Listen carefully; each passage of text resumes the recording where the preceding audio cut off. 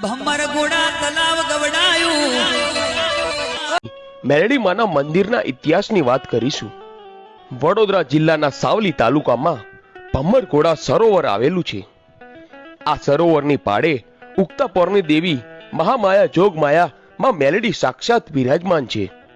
ભમરઘોડા સરોવરની પાળે માં મેલડી માનું સુંદર મંદિર આવેલું છે, જ્યાં લાખોની સંખ્યામાં ભક્તો માના દર્શન કરવા આવે છે।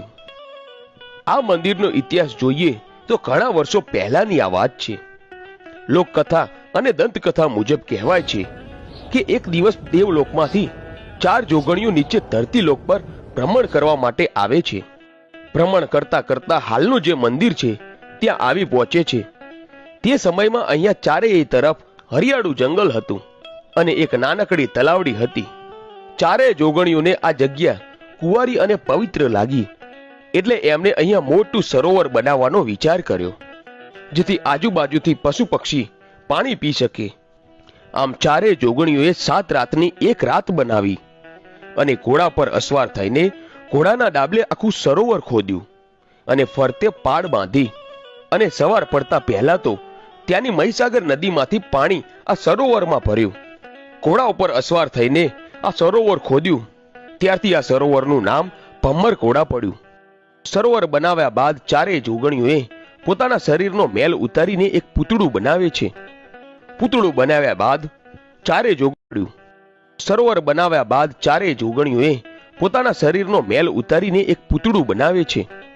પૂતળું બનાવ્યા બાદ ચારેય જોગણીઓ ભગવાન શંકર પાસે જાય છે અને ભગવાન શંકરને કહે છે, હે ભોળાનાથ, અમે આ પૂતળું બનાવ્યું છે, એમાં તમે પ્રાણ પૂરો। શિવજીએ આ પૂતળામાં પ્રાણ પૂર્યા। ત્યારબાદ ચારેય જોગણીઓએ પ્રગટ થયેલી દેવીને પોતાના હીરચીર સોંપી સરોવરમાં સ્નાન કરવા જાય છે અને જતા પહેલા કહેતા જાય છે કે અમારા હીરચીરની અને આ સરોવર તથા સમગ્ર પંથકની તમારે રક્ષા કરવાની છે। આમ જ્યાં સુધી ચારેય જોગણીઓ સ્નાન કરીને પાછી ન આવે ત્યાં સુધી ઉગતા પોરની દેવી માં મેલડી હીરચીરની અને સરોવર તથા સમગ્ર પંથકની રક્ષા કરે છે। પછી ચારેય જોગણીઓ આ દેવી પર પ્રસન્ન થઈને પોતપોતાની શક્તિ અને અસ્ત્ર શસ્ત્ર આપે છે અને સાથે આશીર્વાદ આપતા કહે છે કે ધરતીના લોકો આ પંથકમાં તમારું મંદિર બનાવશે અને તમને માતા તરીકે પૂજશે।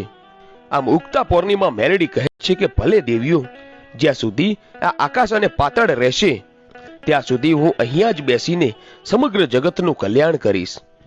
આમ સમય જતા ઉગતા પોરની દેવી માતા મેલડીનું ભવ્ય મંદિર બને છે અને લાખોની સંખ્યામાં ભક્તોનું ઘોડાપુર ઉમટે છે અને દર્શન કરીને તેમની બધી મનોકામનાઓ પૂર્ણ કરે છે। આમ ભમરઘોડાની માયાળુ મેલડીએ અનેક વાંજ્યાઓને સંતાન આપ્યા, અનેક લોકોના દુઃખ દૂર કર્યા। આ મંદિરમાં દર્શને આવતા ભક્તોને માતા મેલડી હસતા મોઢે જ પોતાના ઘરે પરત મોકલે છે। તેથી માનવામાં આવે છે કે આ મંદિરમાં કોઈ પણ ભક્ત જો સાચા મનથી માં મેલડીના દર્શન કરે તો તેની બધી જ ઈચ્છાઓ પૂર્ણ થાય છે। આ મેલડી માતાના મંદિરે જે ભક્તને સંતાન પ્રાપ્તિનું સુખ ન મળતું હોય તેવા લોકો પણ આ મંદિરે આવતા હોય છે અને માં મેલડી માતાના આશીર્વાદથી જ ભક્તોને સંતાન પ્રાપ્તિનું સુખ મળતું હોય છે। ત્યારબાદ ભક્તો મંદિરે આવીને બાળકોના ફોટા લગાવતા હોય છે અને તેમની માનતા પૂરી કરતા હોય છે।